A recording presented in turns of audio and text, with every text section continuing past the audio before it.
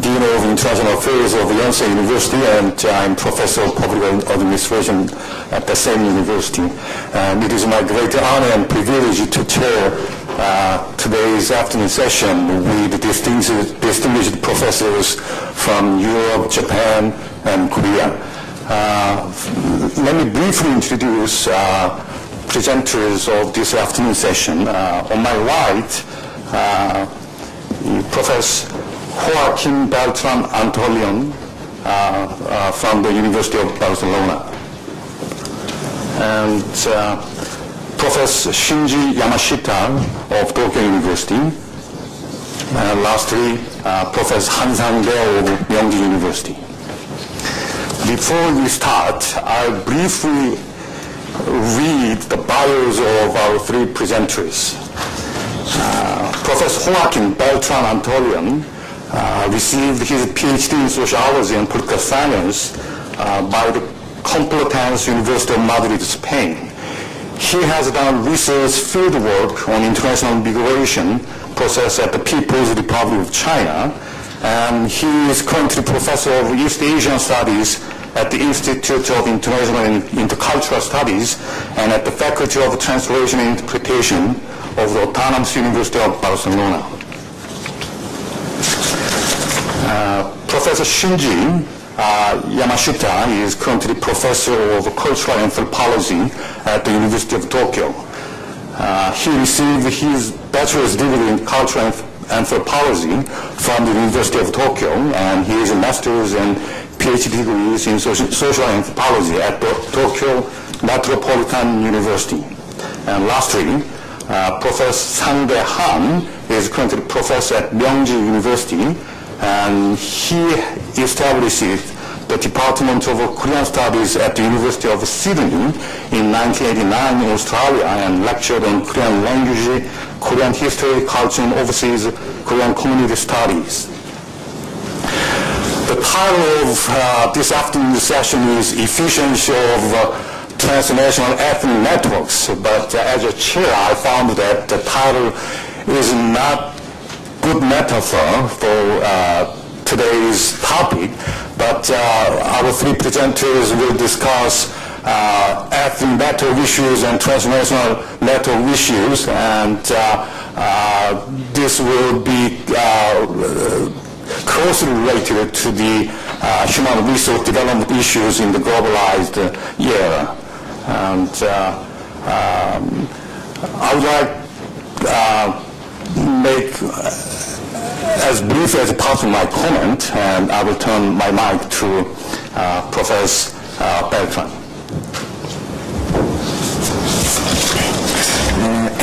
Thank you very much for your presentation.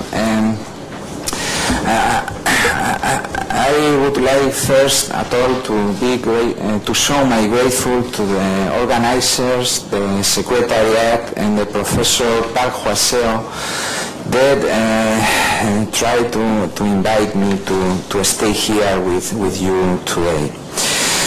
Well, my presentation is about the phenomenon of the Asian transnationalism in Southwest Europe, especially in Southwest Europe.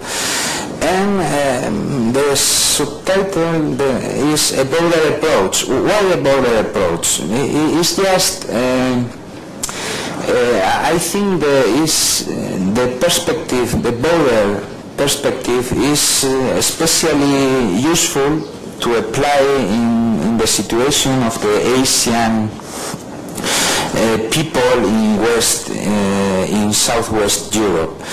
In the first place, West Europe is the far west from the geographical point of view of the Asian people living in the east part of the Eurasian continent. We used to say from Europe, here is the far east. Well, from here we are the far west.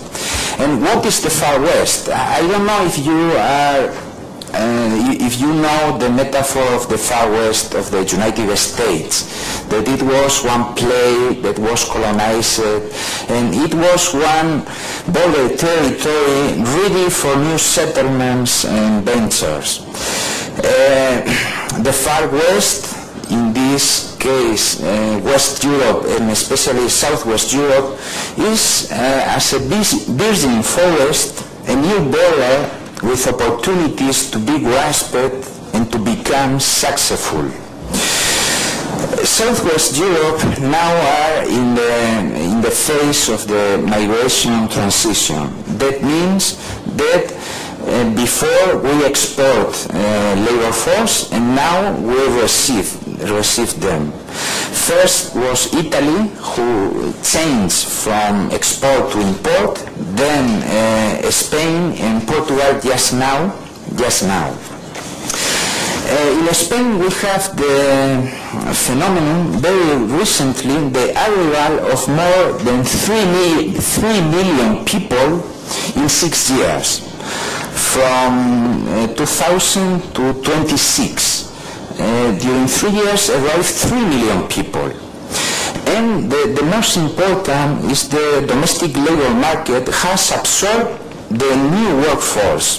1.5 million more foreign workers between 2000 and 2026. And at the same time, the unemployment rate fallen from 13% to 8%. The three countries, Italy, Spain and Portugal, constitute a new world region with a great demand of labor force. The new migrants include unskilled and skilled workers, salaried and self-employed, family dependents and students, and also businessmen and businesswomen.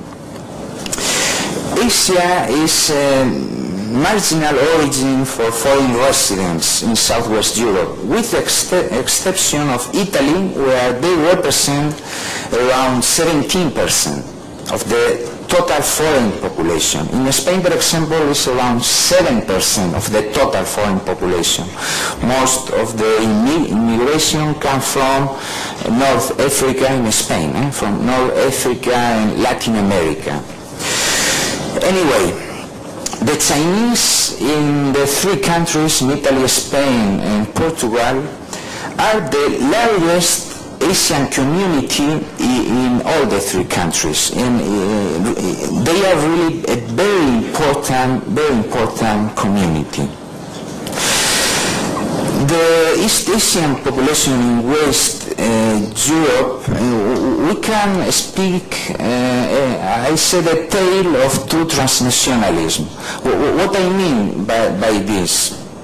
Usually transnationalism, as you must know, was to describe the operations of multinationals, companies. It was to describe transnationalism that some authors conceptualize are from above.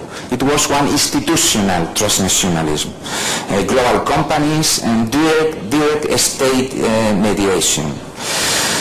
But there are other kind of transnationalism that is transnationalism from below and individual and family oriented. One example in the case of Korea and Europe, the intervention of the state in several employment contracts with Germany on 60s and 70s of the last century, that sent miners and nurses to Germany, and then from Germany, when they finished the contract, they went to other European countries, for example to Spain. And from Germany, then they went to Spain. Also, there was one institutional involvement that was the Korean Federation of Taekwondo. The Korean Federation of Taekwondo sent martial arts masters to all the world, and also to Spain, Italy and Portugal. And also in the case of Spain we have, it was one institutional intervention, that was the decision to establish the Atlantic fishery base at the Canary Island. In fact, in the Canary Island is the place where is the largest concentration of Korean people in Spain, and the reason was just that special institutional intervention. Chinese have developed from the very beginning a transnational network from below, an individual family-oriented one that very soon involved to a world local community. The origin was South Zhejiang province. An increasing number of Japanese and South Koreans and Chosunjok, Korean Chinese migrants, are moving today for their own reasons rather than for the reasons dictated by the major corporations, the state and other institutions. And they move usually within an already established network that facilitate the movement and give way to a reconstruction of East Asian communities in the different countries of Southwest Europe. The community's members used to cross borders of the different European countries, creating a high-efficient transnational communities in Southwest Europe. In some ways, they are actual and effective European citizenship, in the sense that that for them the intra-European frontiers between nation states are not a real obstacle for people, capital and information movement in all the directions. The efficiency of the transnational deployment is matter of fact for the transnational or global companies, and the same for the individual families' simultaneous settlement of several family members in different parts of the world. In this way, Southwest Europe, as a new way for migration, is a good example of the multimodal and multi-sided operation of transnational links that go beyond the origin destiny by directional and by local transnational approach. Many Asian people and entrepreneurs in Southwest Europe are part of networks with many localized nodes around the world, and not only with their origin countries. And they mobilize all kinds of capital, economic, cultural, social, symbolic, affective, and also information that flows by the transnational links in all the directions in order to be competitive and to prosper. There, in the work of transnationalism from below, there one common point between Chinese and Korean is the Chosunjuk. Chosunjuk, you know, are Korean Chinese, that they are also migrants. Here in South Korea they are a lot, but also in Southwest Europe. And they, at the beginning, they use the same ways as the Chinese, and they are working also with Chinese in Spain.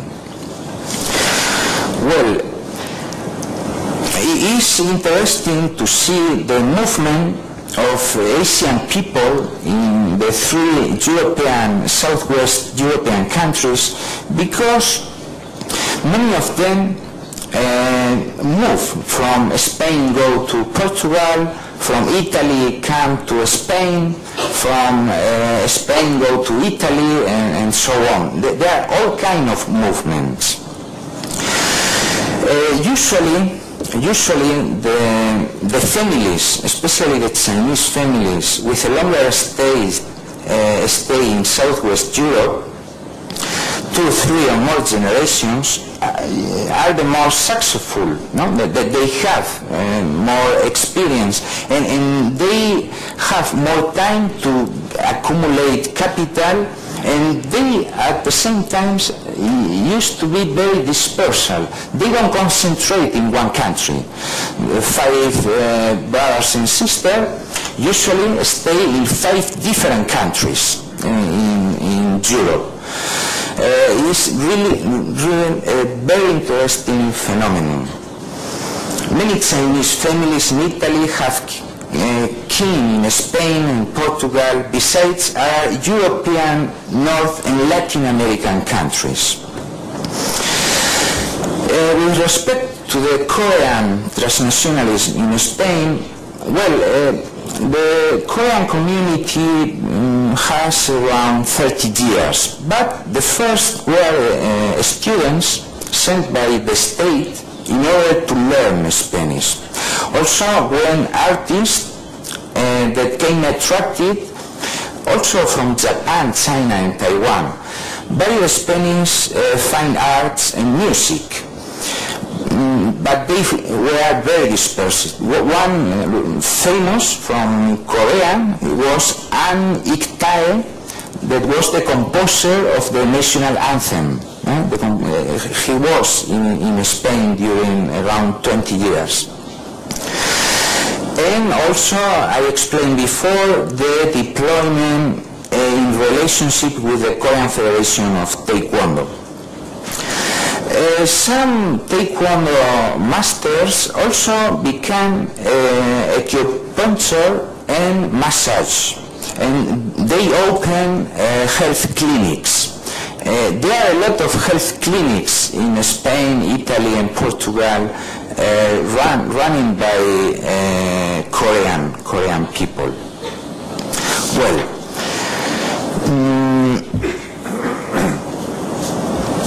the interesting of the Korean community in Spain is that in some ways they replicate, and I think that is a very universal phenomenon. They replicate the expectations and of the Korean society and economy. I give you one example. They value and promote a high educational investment for their children, and that means that they try that their son and daughters go to follow higher education to English-speaking countries as United States, United Kingdom, Canada, and so on, or that they return to Korea to go to prestigious universities. Sometimes, and here we find a paradox, sometimes the Korean in Spain, the second generation of Koreans in Spain are more, more conservative than the Korean society now here. In which way? And we find a paradox. This paradox is interesting. Young Koreans from South Korea go abroad to go on with their studies, go to especially Anglo-Saxon countries, but also to Spain. And some of them get married with foreigners. It's interesting, no? From Korea go abroad and then mix with foreigners and so on. And second generation of Koreans in Spain also go abroad to learn, to follow education in English, but also return to Korea to get married with Koreans. They don't get married, very few second generation in Spain get married with Spanish, for example. But they return to Korea to get married with Koreans. I have little time.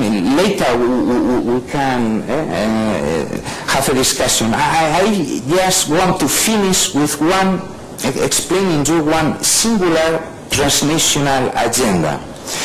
Is the triangulation concept. This triangulation agenda includes Asia, Latin America and Europe. It's promoted by the Spanish government as a strategy of commercial diplomacy to activate dynamic relationship involving three or more parts. When the cultural differences are great, in order to lessen the transaction cost, the triangulation could be a useful tool to overcome the cultural barriers and to facilitate the entry in foreign markets.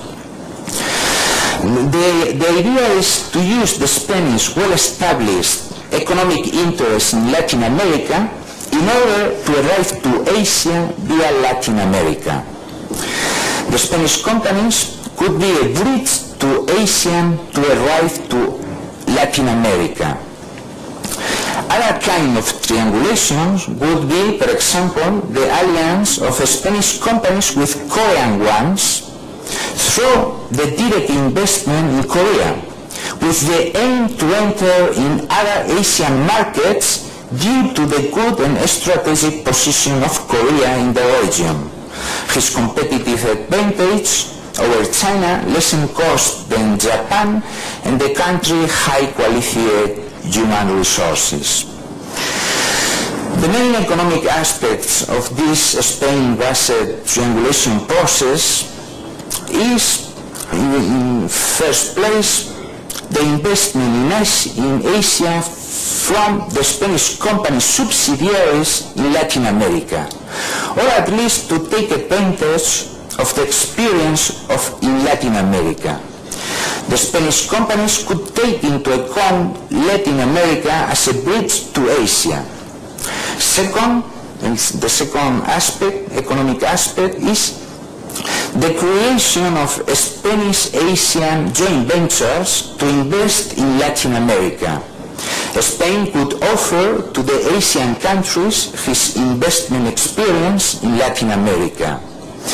And the third, the Asian investment in Spain in order to take advantage of the privileged position and efficient platform as a bridge to enter the European Union and Latin America as well as North Africa. The problem that I see to this agenda is one transnationalism from above. It's one institutional process. It's not one transnationalism from below. And I think this is the main pitfall, because it doesn't take into account the efficiency of the already established Asian transnational networks in the country. The individual family Asian enterprises settled in Europe and the bicultural knowledge and master of their members after a long residence in different countries offer the most efficient way to expand economic activities and investment in Asia for the European counterparts. Day by day, and this is one experience, is a phenomenon present now in Spain, joint ventures between Asian foreign residents and Southwest European citizens are increasing. This is a new development of the transnationalism from below, out of the institutional control and promotion of the state and big companies. In conclusion, a kind of triangulation from below is already in operation as a natural outcome of the present and investment in entrepreneurial activities of foreign residents in Southwest Europe coming from East Asian countries.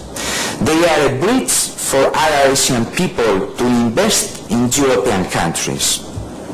And they can use a country base, a node, to invest in other countries. It could be an interregional movement or intercontinental ones, and they also invest in their origin Asian countries. Their experience and bicultural futures are one of the most valued positions for the future development of the globalization, because their bridge function is already a fact. Well, I think so. Thank you, Professor Beltran. And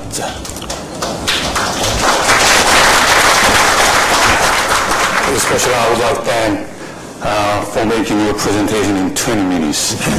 Thank you again. And I think Dr. Beltran has made a very important distinction between transnational network from above and transnational network from below. And as far as I understand, he has proposed that we have to pay more attention to transnational networking from below. And I believe we will have more time to discuss with Professor Beltran after 3 presentations, and I will turn our mic to Professor Shinji Yamashita of Tokyo University. Yes.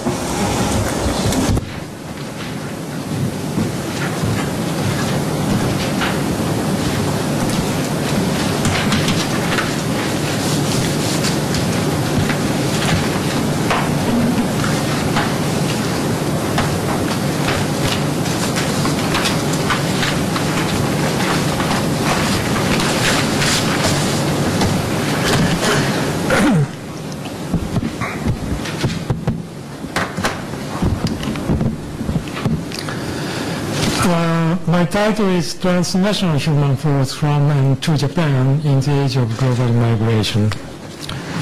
This paper discusses the distinctive features of the transnational human force in Japan, with a special attention to the formation of the transnational communities.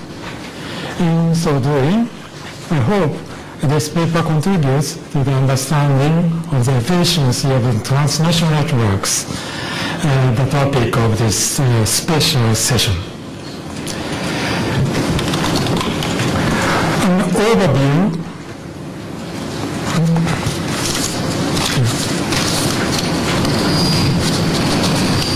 This is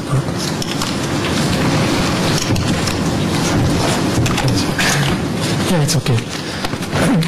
An overview of the transnational flows from and to Japan. Let me begin with giving a general picture of Japan's transnational flows, outbound as well as inbound. Outbound flows. After Japan's defeat in the Pacific War in 1945, overseas travel was restricted for most Japanese. But in 1964, the year of the Tokyo Olympics, the restrictions were removed. In that year, maybe this is better. In that year, 128,000 Japanese went abroad. Over 50 years since then, in 2006, there were 17.5 million Japanese going overseas. The main reason for this development of the Japanese overseas travel is no doubt Japanese economic development and increased power of Japanese yen. As for the countries of destination, China became the #1 destination in 2006, when 3.75 million Japanese visited China. In that same year, 3.67 million Japanese went to the United States, the #1 destination until 2005. This destination shift from the US to China may reflect Japan's recent economic shift in the same direction. In addition, there were 2.3 million visitors going to Korea, 1.3 million to Taiwan, 1.3 million to Hong Kong, and 1.2 million to Taiwan. The Asian region constitutes approximately 70% of the total outbound destinations.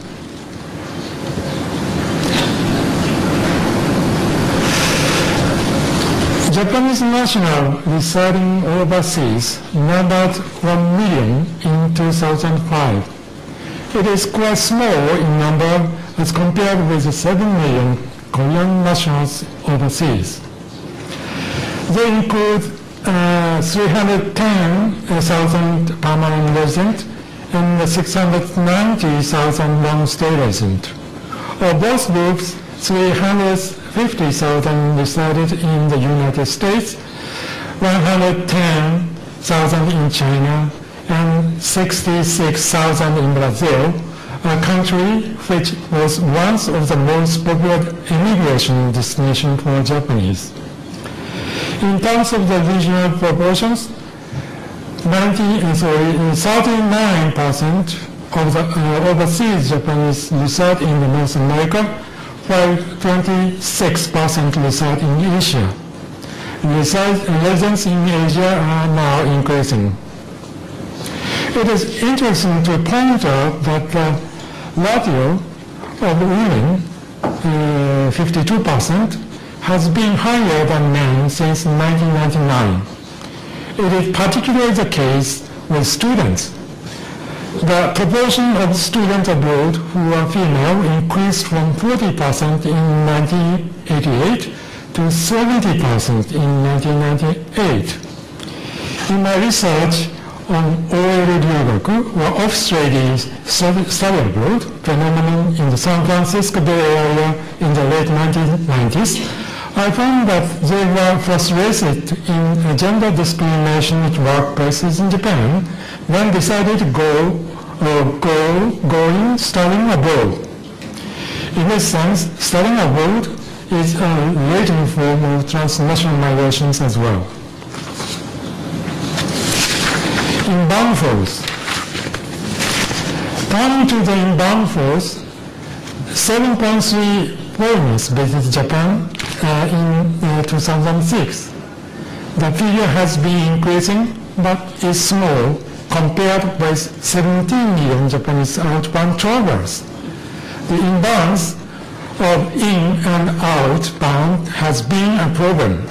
Therefore, in 2003, then Prime Minister Koizumi proposed a policy to increase the number of inbound visitors to Japan so that Japan could establish herself as a tourism state. For that purpose, the Visit Japan campaign was launched, intending to increase the inbound figure up to 10 million by 2010. Looking at the nationality of these international visitors to Japan, we notice that 7% of them are from Asian countries. In particular, Koreans and Chinese have increased sharply in recent years.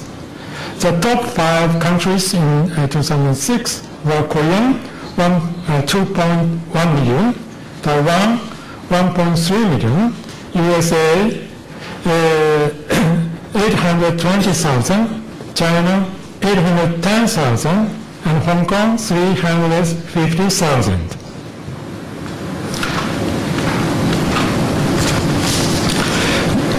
Labor migration to Japan. Japan was once a migrant-sending country. However, after the economic growth in the 1960s, immigrants from Japan decreased, and by the early 1990s, the national immigration project had ended. Instead, Japan became a migrant receiving country since the mid-1980s. As noted, there are now about 2 million foreign residents staying in Japan. They account for 1.6% of Japan's total population. This population of foreign residents is considerably lower than in other developed countries, such as the United States, Canada, Australia, and various European countries. However, the proportion of foreign residents in Japan has doubled in the last 10 years, making foreigners a quite visible presence in Japanese society.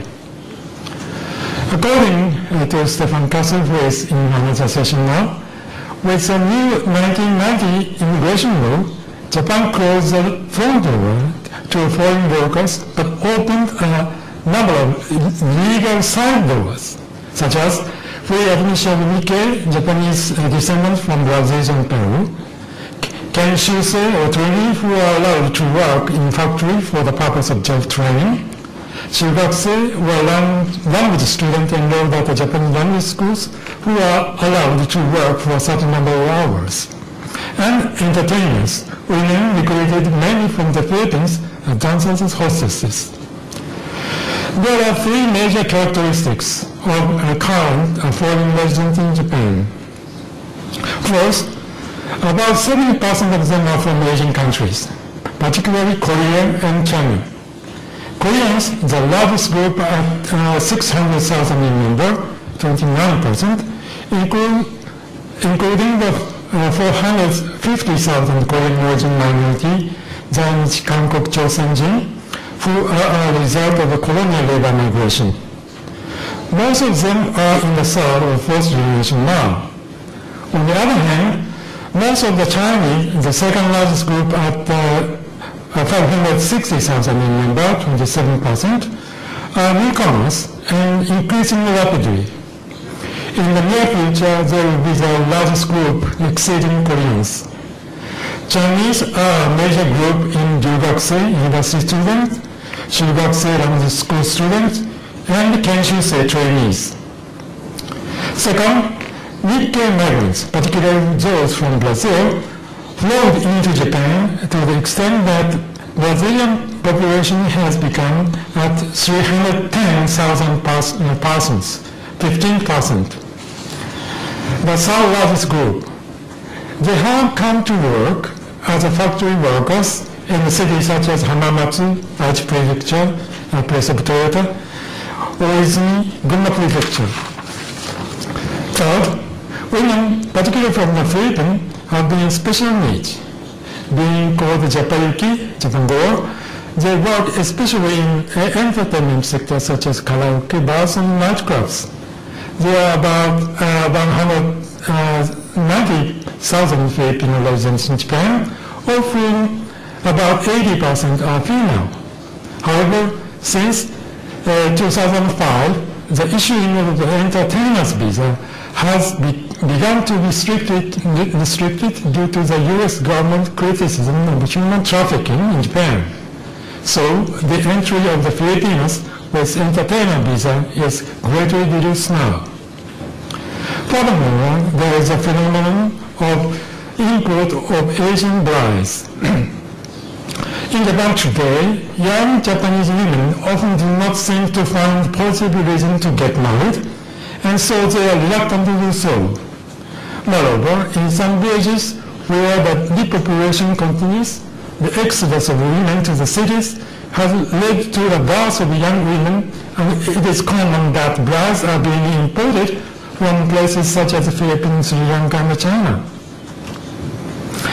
Aichi-cho, Yamagata Prefecture, northeastern Japan, became famous when the mayor of the city led a tour to the Philippines to arrange marriages.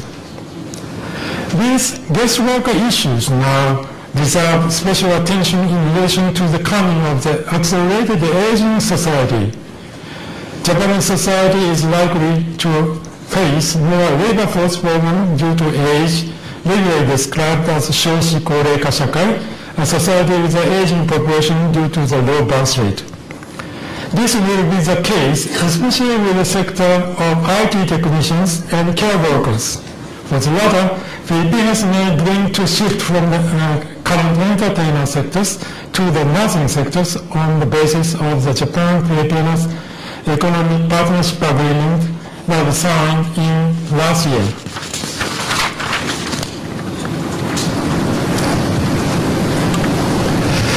Most of Japanese outbound travelers are not immigrants but tourists who will return to Japan after they enjoy their trips. However, it is interesting to observe that in recent Japanese international tourism, the distinction between tourism and migration has become blurred. I noticed this phenomenon for the first time when I was doing a research in Bali on Japanese tourists in the mid-90s. I came across more than 400 Japanese young women who married with Balinese men after repeated tourist visit. After their marriages, they stayed in Bali, but many of them have no idea of giving up their Japanese nationality and becoming Indonesians. They are people living in between. These people are what Machiko Sato has called lifestyle migrants.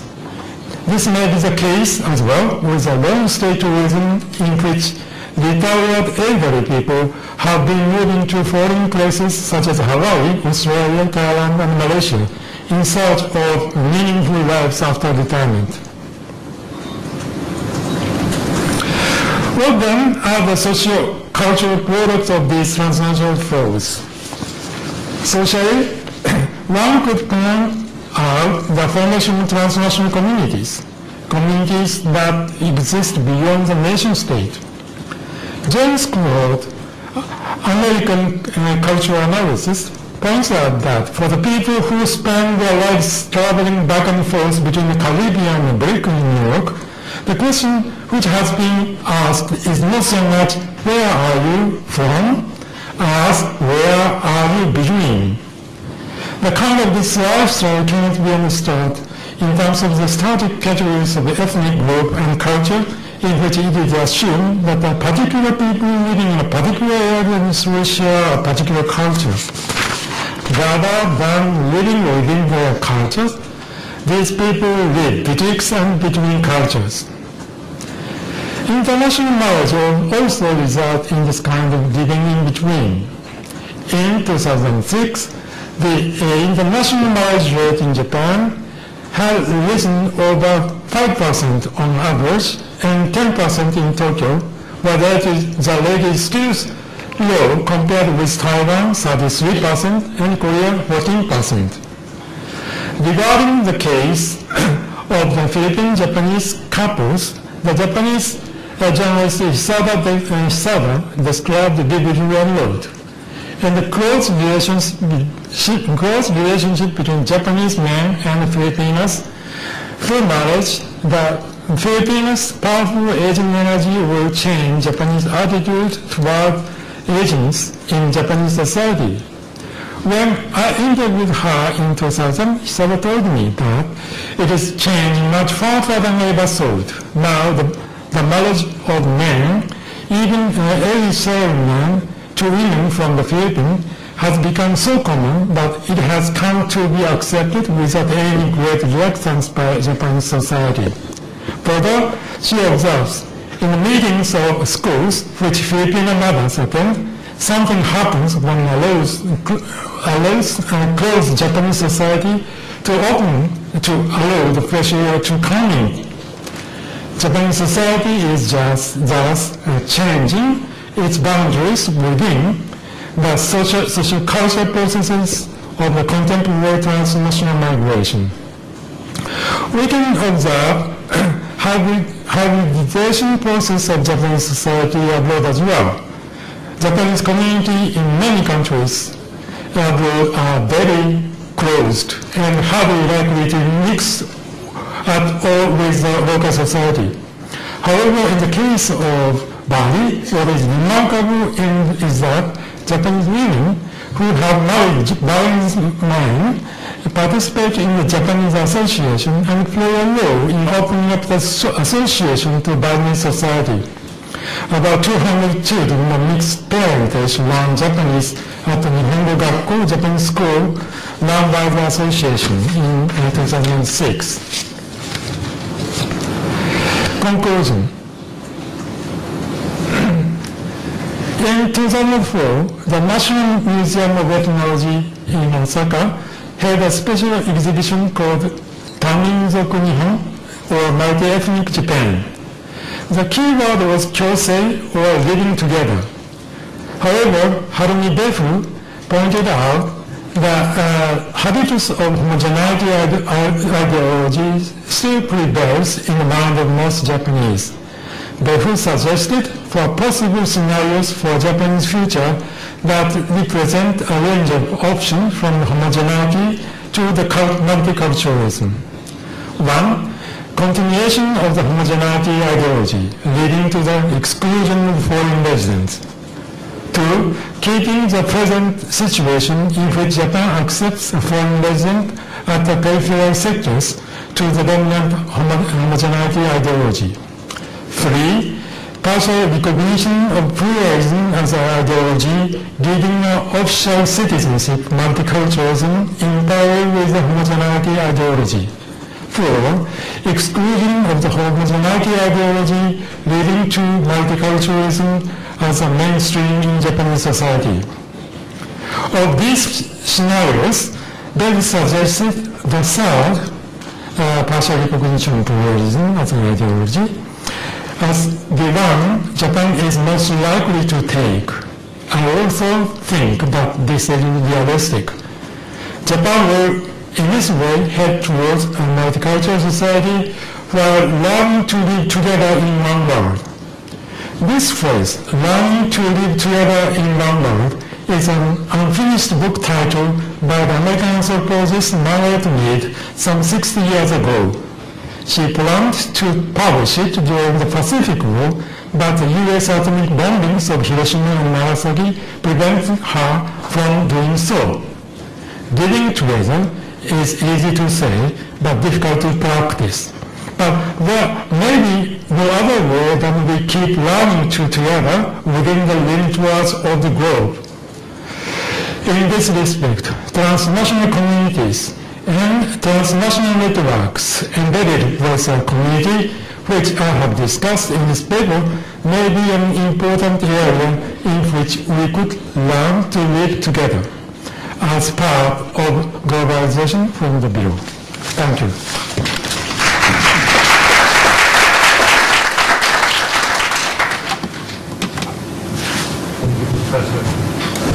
Thank you, Professor Yamashita.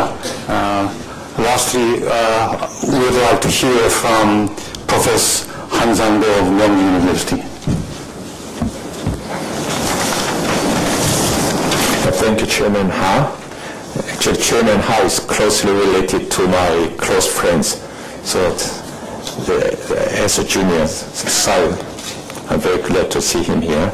And I'm also glad to see some familiar faces here.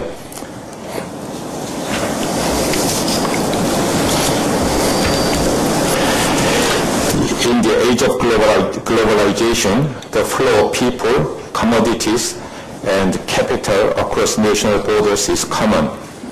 New information, communication, and transportation technologies are bringing the world closer together. Global mass migration has been spreading family members throughout many different countries. The concept of the family changes when it's not connected to one country of origin and to the patriarchal concept of a family. In a new country, being a stranger, meeting different people, aliens, and finding a place to live, puts families in challenging situations. Korea is known as the most homogeneous country, racially, linguistically, and culturally in the world. The Confucian hierarchical value system created a unique interpersonal relationship among Koreans.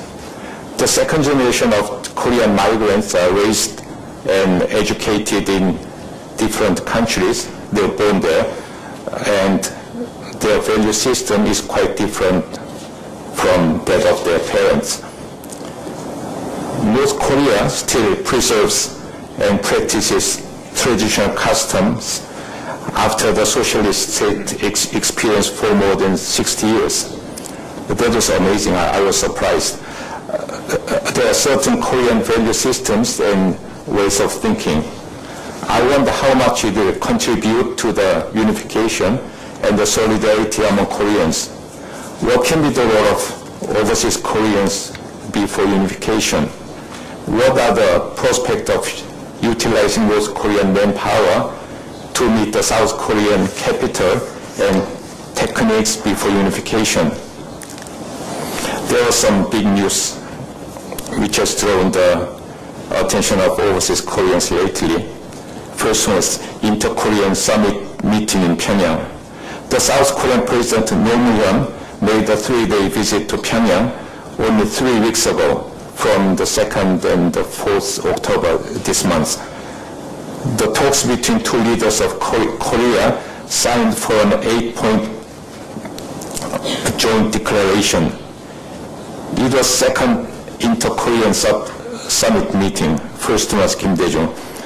And in the joint declaration, both sides agreed to end military hostility and significantly expand inter-Korean cooperation in politics, the economy, denuclearization, and other pending issues. Second news was designation of Overseas Koreans Day.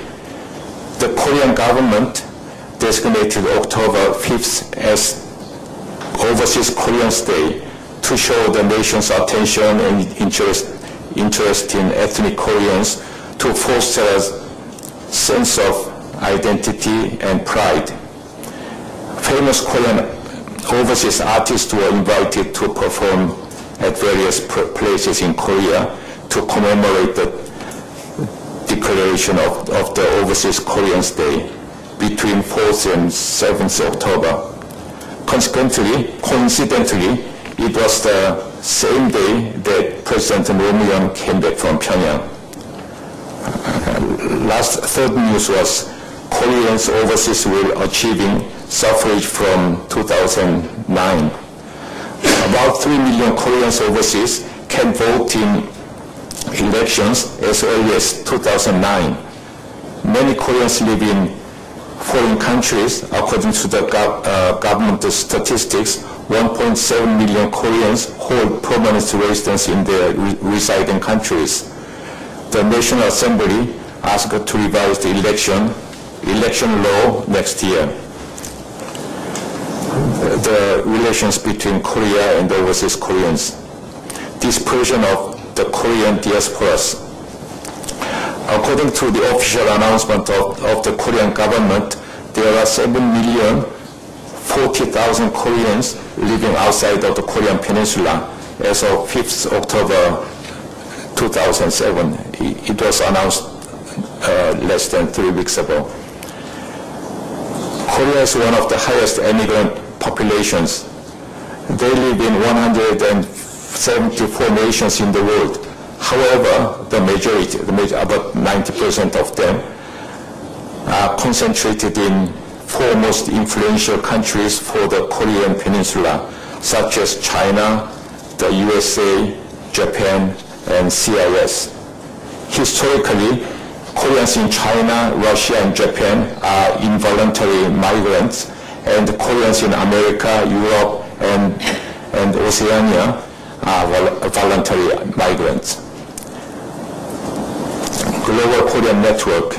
In 2002, the World Korean Business Convention, Hansang, or Sang-Dae, and the Global Korean Network were established to harness the collective power of all Koreans abroad. In order for North and South Korea to unify and become more prosperous, Korea is learning the lessons of the Jewish people and the Chinese, both successful in collecting their expatriate power abroad to vitalize various businesses, to contribute to the national benefits, and to influence the rest of the world. The significance of globalization. Globalization can be defined as the worldwide integration of economic, cultural, political, religious, and social systems. In the age of globalization, mass migration has rapidly taken place, and the entire world is gradually becoming a single entity.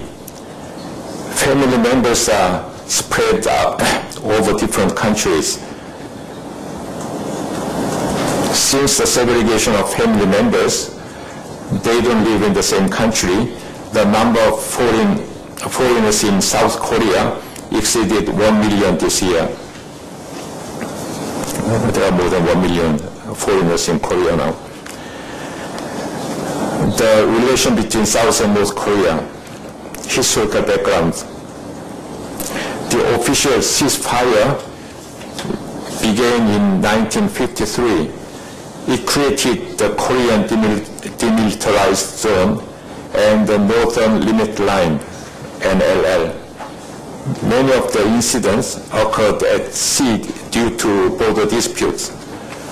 The North claims jurisdiction over a large area south of the de facto western maritime border, known as the Northern Limit Line. As this is a prime fishing area, clashes are inevitable.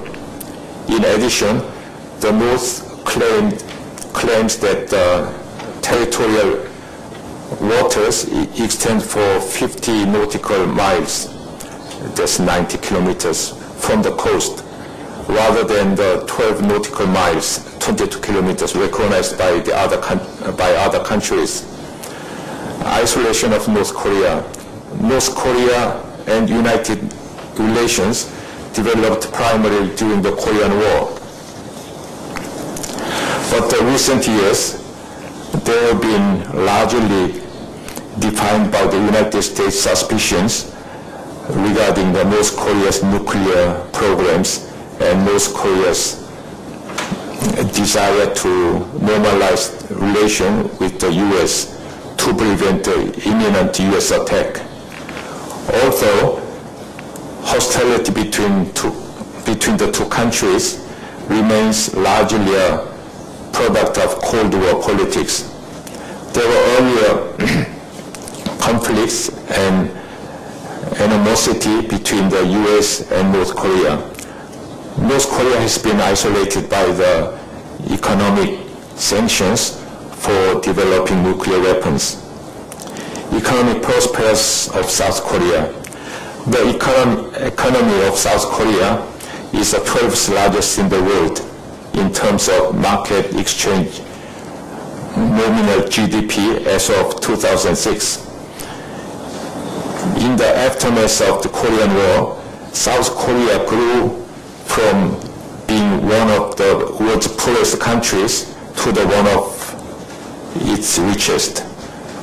From the mid to the late 20th century, it has enjoyed one of the fastest economic growth in modern world history.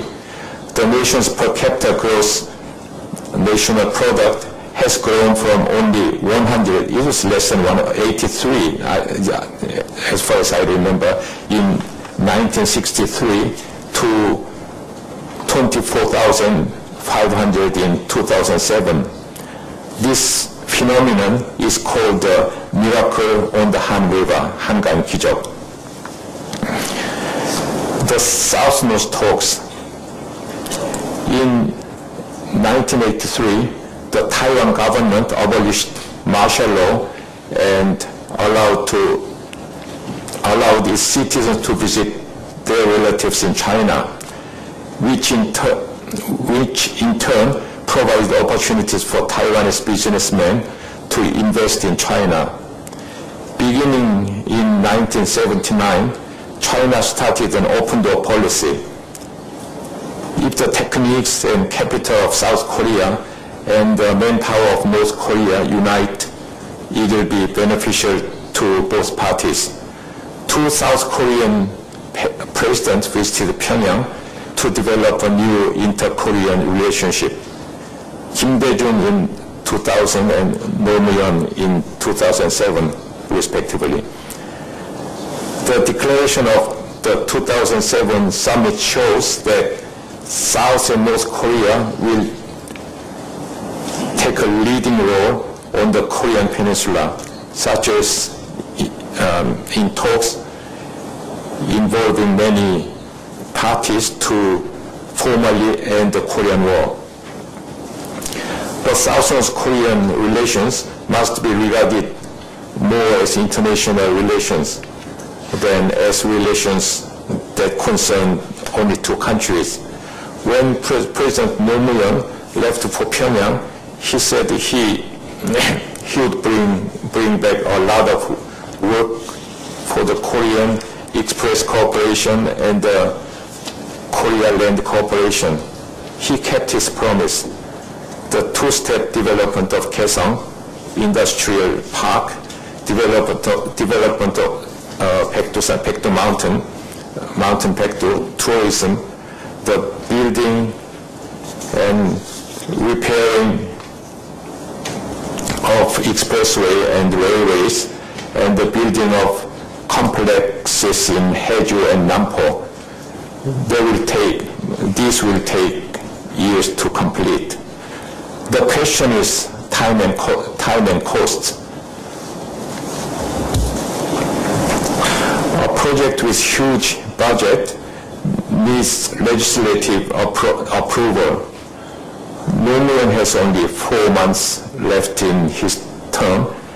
That means the declaration of the 2007 summit cannot be implemented without the cooperation of the next administration. That is why it's important to have a supra-partisan North Korea policy. Conclusion. South Koreans, North Koreans, and overseas Koreans live very different lives at present. The total population of all Koreans is about almost 80 million. I think exactly 79 million. They share the same racial, linguistic, and cultural heritage. They are proud of their national heritages such as Hangul, the Korean alphabet that's known as the most advanced script in the world. And they eat kimchi. They share the same Confucian values, which stresses filial piety and the worship of ancestors. Filial piety is hyodo. The interpersonal relationship between father and son, husband and wife, senior and junior, boss and subordinate, and teacher and pupil, so on, are almost identical. This kind of interpersonal relationship became the prime driver of the fast economic growth in the Northeast Asian region. I visited North Korea last year. At the time, I thought that North Koreans might be culturally very different from me. But while I was there, interacting with them for 9 days, I couldn't find any barriers between us. I realized that despite more than 60 years of living in a different system, is a minor obstacle for us to get over. Once we are united, the speed of cultural assimilation would be faster than some scholars' expectations. North Koreans have never experienced an open society or democracy, but I believe that there wouldn't be any problem for them to adjust to the market economy system within a short period of time. The division of the Korean peninsula caused 10 million people to be separated from their family members. It's a tragedy. Family reunion have been going on for some years now, but as time goes by, the relatives are getting too old. Therefore, they have to rush the family reunions before many of them pass away. South Korea and the overseas Korean communities have already been using Korean Chinese labor in many ways. If you visit Korean restaurants in Korea, the USA, Europe, and Oceania, you will be surprised to find that most of employees are Korean Chinese. China has imported North Korean manpower, mainly skilled workers in technical fields. The shortage of laborers for 3D jobs is one of the main problems for South Korea. The influx of workers from the Southeast Asian countries seems inevitable for South Korean economy. The potential and the influence of the overseas Korean global network shouldn't be underestimated. The World Korean Network has been progressing very fast over the last 5 years. The World Korean Business Convention, Hansang, has been experiencing its strengthening and achievements. When both South Korea and overseas Korean businesses are able to utilize North Korean manpower and at the same time invest their capital and techniques in North Korea, it will help the 80 million Koreans to play not only a vital role for unification, but also in the economic growth of Korea and the Asian Pacific region. When tripartite Korean works in triangular way, the future of Korea is undoubtedly one of the progress and growth, and it will create an important economic power.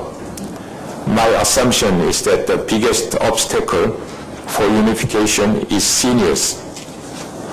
I met many people like this in North Korea, people mostly in their late 60s and older. In the South and the North, who have indomitable animosity, unchangeable animosity against the other side of Korea in the name of ideology or vengeful thought for their family members who were killed in Korean War. Many of them are brainwashed and won't change their opinions until they die.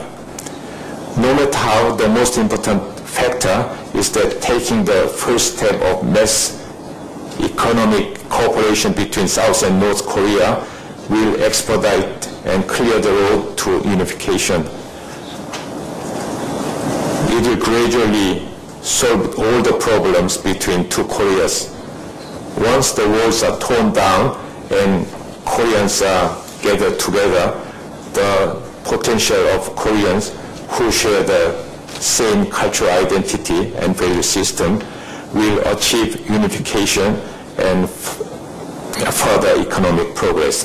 Thank you.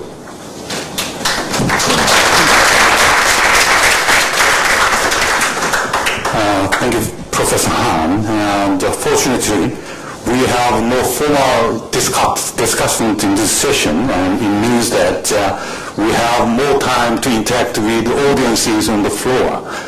Please do not hesitate to raise questions or issues to our distinguished speakers. And when you ask for questions, please let us know your name and the name of the institution you are affiliated. Thank you.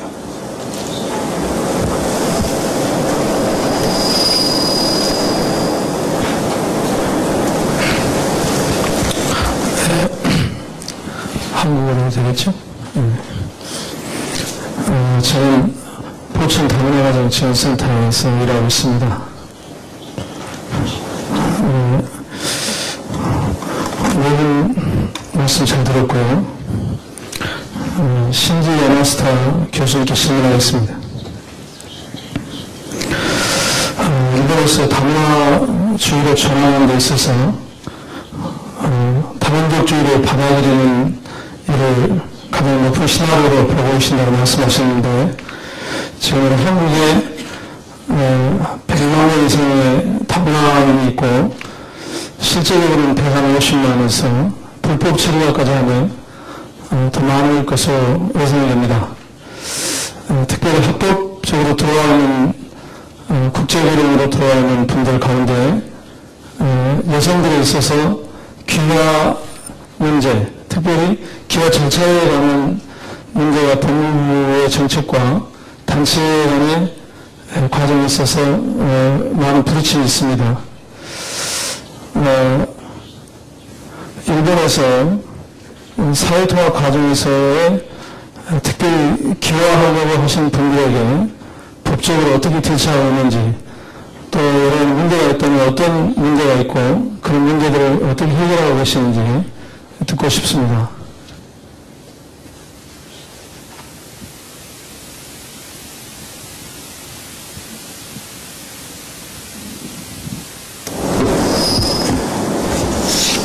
I'm sorry, I can't hear you in your Korean language, and the translation is not so sound me well. So maybe the question is about multiculturalism in Korea and Japan.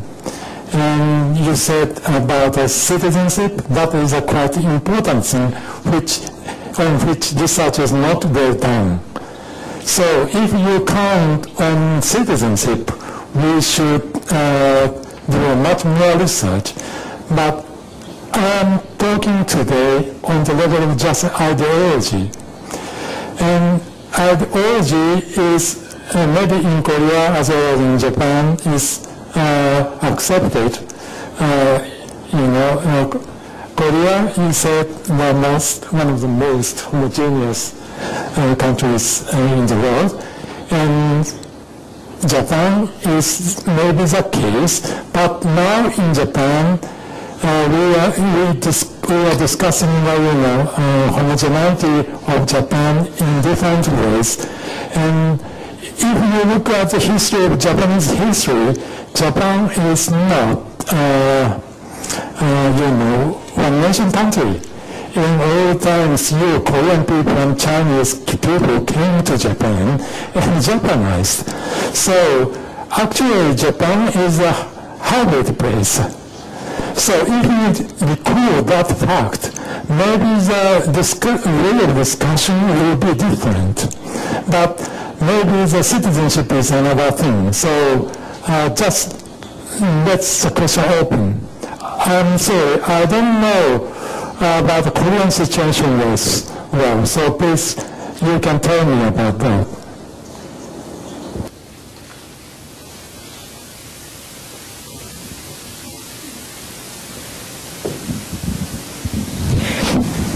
자, 한국말로 하겠습니다. 영상학을 전공한 전공은 미래영상연구소 소장인데요. 이건 한상대 교수님께 여쭤보려고 그럽니다. 지금 여기서 말하는 게 초국가주의라고 하는 건데, 이 초국가주의는 그 혈연 중심인 것이 지역 중심으로 간다는 식으로 볼 수도 있을 것 같아요. 그러면서도 동시에 혈연적인 네트워크의 중요성과 그것이 인류 사회에 미치는 영향, 이것을 병행해서 말씀을 하신 걸로 저는 이해를 하고 있습니다. 근데 이것이 우리나라라는 그 특수한 데서 봤을 때 지금 현재 가지고 있는 갈등이 뭐냐면 초국가주의라는 것과 동시에 다국적주의 있죠. 예를 들면은 한 사람이 대한민국 국적만 가지고 있어야지 2개 내지 3개 내지 5개의 국적을 가질 수 있다는 것은 현재로서는 우리나라에서 받아들여지지 않는 현실이라고 생각을 합니다. 그렇지만 초국가주의라는 것이 법치주의로 가게 될 때는 반드시 국적이라는 문제하고 연결이 될 것 같고요. 그리고 또 하나 우리나라 그 170만 제외 그 동포들에게 선거권을 준다고 그랬는데, 선거권을 갖게 된다는 것 자체가 그 나라의 국적과 어떻게 서로 갈등하지 않는가, 그런 문제를 우리 스스로 안고 있는 그런 아이러니를 가지고 있다고 생각을 하거든요. 그래서 저는 이것을 이데올로기적인 측면으로 들어가면 너무 철학적일 것 같고, 아주 현실적인 문제에 있어서 초국가주의라는 이런 현실, 리얼리티가 구체적인 현실 속에서 다국적주의라는 이런 구체적인 그 필요성하고 어떤 식으로 서로 연결될 수 있는지, 그런 식으로 우리가 발상의 전환을 할 수는 없는 것인지, 이에 대한 질문을 드리겠습니다. Yeah, actually, I'm not an expert in that field. That's the experts in those fields are discussing in next room. But as far as I know, the transnationalism and multi-citizenship citizenship is quite different topic. They are not related.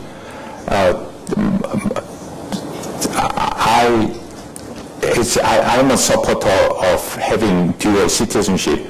If I can have, say, Korean citizenship and American citizenship at the same time, it brings great benefits to those who hold that kind of dual citizenship. But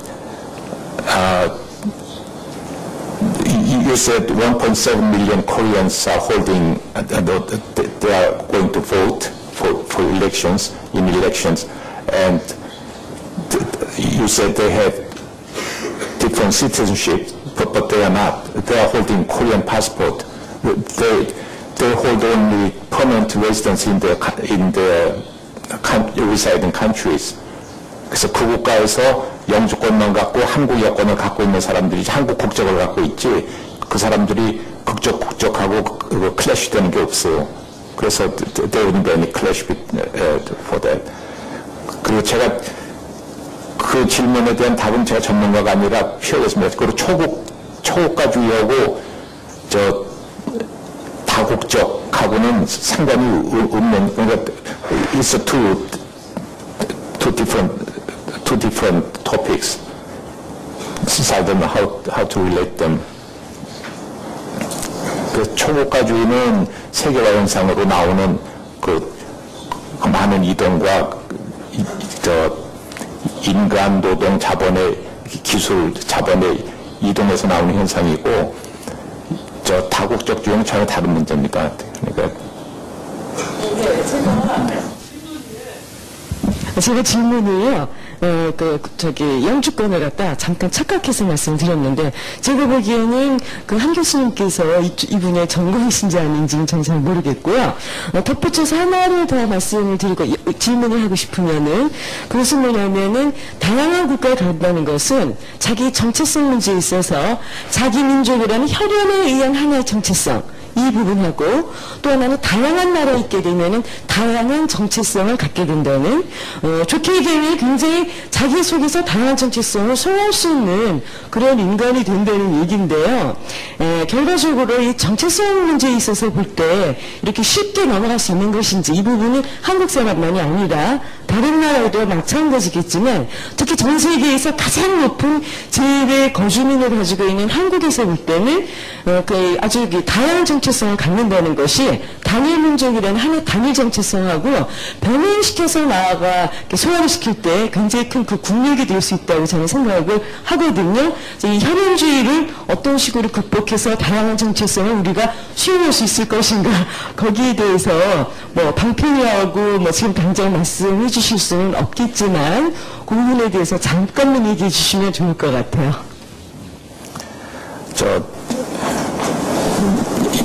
그 다양한 정책,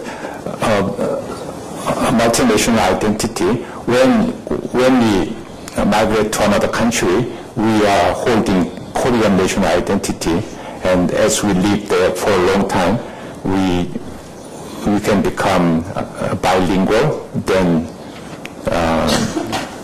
ultimately bicultural. If you become bicultural, perfect bilingual, then you can have two different national identities. But probably your origin identity can be stronger, but it changes from the second generation and third generation. So we can call Koreans living in a different country. Then if it was taken place in America, people who live there for a long time can be called Korean Americans, but their second generation can be called American Koreans, not Korean Americans, because their American identity is stronger than that of Koreans. 그리고 또 하나 질문, 재외거주인, 뭐였죠? 또 하나 질문이?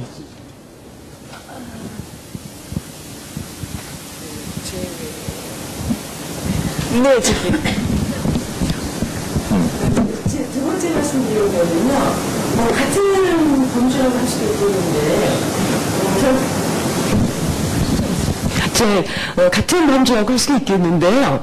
문제는 뭐냐면 지금 금방 말씀하신 거는 우리가 많이 알고 있는 사실이지만 다양한 정체성을 잘 소화시킬 수 있을 때 개인에게도 힘이 되고 국가에게도 힘이 되고 그것은 우리나라뿐만 아니라 그 지구촌 차원에서 있을 수 있는 일이기 때문에 어떻게 하면 다양한 정체성을 갈등을 하거나 그런 것 없이 충돌 없이 잘 받아들일 수 있겠는지 거기에 대한 그 의견이 있으시면 말씀드려달라고 했습니다. Yeah, multi-identity can be very preferable, and if you can be not only bilingual and bicultural, if you can be a trilingual and tricultural, that's even better.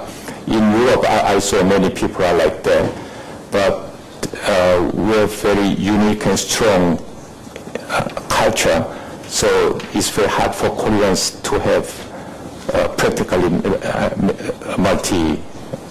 multinational identities. And I find some Koreans in America and in Europe are some third, fourth generation in China and Russia. They are more closer to Chinese and Russians. Their identity, especially Chinese and Korean Chinese and Korean Japanese, they are closer to the Chinese and Japanese identity, their identities. Yeah, actually, I can't give you the right answer because it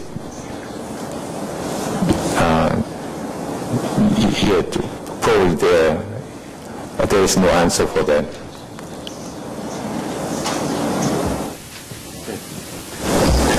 The organizing committee of this conference urged me to conclude this session by 4 o'clock. In any case, so we have just 2 minutes to go, so please allow me to conclude this session. And I believe this session has been very productive and provocative session. And even though we did not come to the conclusion of transnational networks, I believe we converged toward the themes we have to consider in the future. I would say we have 3 themes to delve into in the future. The first one is identity issue, how to cultivate identity in the age of globalization and multiculturalism. And the second issue, I would say, is to find appropriate ways of networking with Koreans residing in foreign countries. And the third issue, I would say this is the most crucial issue raised in this session, is how to smoothly shift from homogeneity ideology we Koreans have had in the past toward multiculturalism in the future. And I believe these are 3 issues we have to think about very seriously in the future.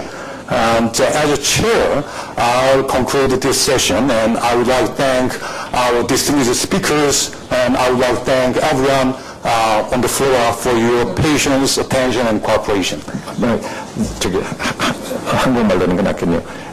보통 이 국제회의가 제 시간에 딱 끝나는 것만 이때까지 한 번도 못 봤거든요. 그래서 이 옆에 분들 저 질문을 뭘 받지 않는데 혹시 있으면 받는 시간 조금 주는 건 어떨까요? Could you allow me some more time? 예, 바쁘신 분들은 가도 조금 더 있을 수 있으면. So if you have some more questions, please don't hesitate, and they will accept.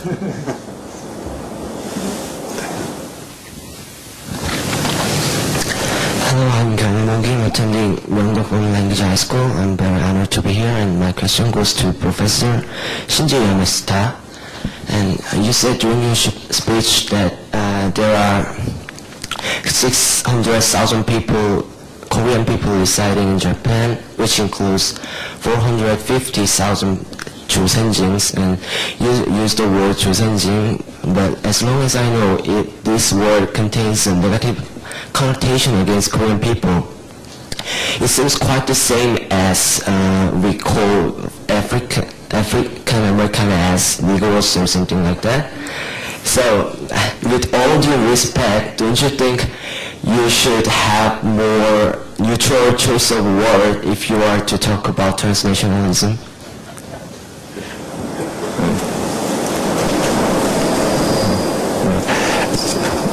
아무한데 내가 방에서 이 사람이 우리 그렇게 부른 게 아니고 그렇게 불리운다고 그런 사실만 얘기한 거니까 이 사람이 부르는 건 아니니까 이 사람한테는 그게 네거티브 커노테이션이 있는데 그게 그렇게 불리우는 건 사실은 사실이거든요. 거기서 이 양반이 질문을 지금 못 알아들었어요.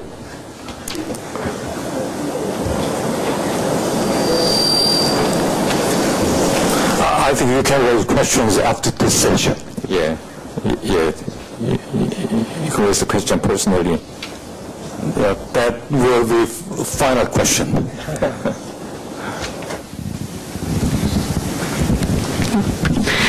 Thank you for giving me the opportunity. My name is Hahn and I'm a student. And I'd like to ask a question to Professor Hahn. Your paper sounds the confusion interpersonal relationship is the potential of Koreans. Could you tell us what the confusion interpersonal relationship is? Yeah.